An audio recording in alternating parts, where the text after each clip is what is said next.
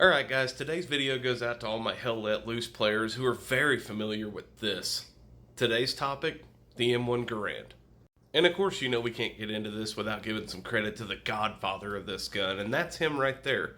John C. Garand. That's right, it's actually pronounced Garand. It's a Canadian-American name, and in 1936, while he was a weapons engineer for Springfield Armory, we got introduced, and not just we, but the world got introduced to what General Patton would later call the best war implement ever devised.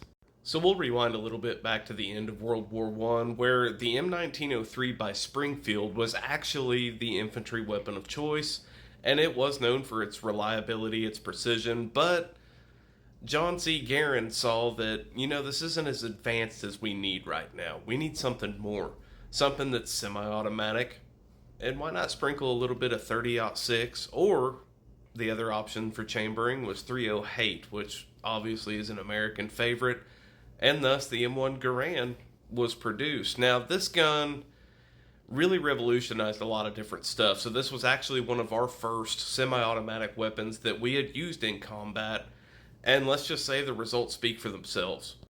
Now, for any true gun nut, Hell Let Loose player, or World War II history buff, the Garand was known for a couple of things.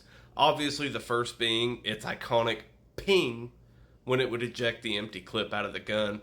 The other one was more of an infamous fact, but these guns were known to basically eat your thumb. That's right, Garand Thumb isn't just a cool YouTube channel. It was an actual thing that happened with the M1 Garand. So basically, like you see in this picture where the blood blister is, I know it's Saving Private Ryan. Don't sue me. It's just a good clip. Basically what would happen is it was a top-loaded gun. So you would take your clip, use your thumb, shove that down into the gun, and these guns were designed with a bolt hold open, but a lot of the times what would happen is that if you were the poor bastard having to reload this at the wrong time and the Garand was just hungry, once your thumb cleared that bolt, there was a solid chance that that bolt was going to come forward, therefore smashing your thumb in between the bolt and the chamber, thus giving you Garand Thumb.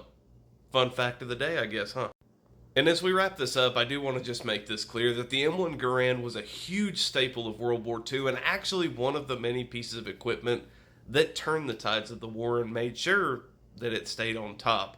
So that's your 3-minute history breakdown for today. Go drink your water, try to get some sleep.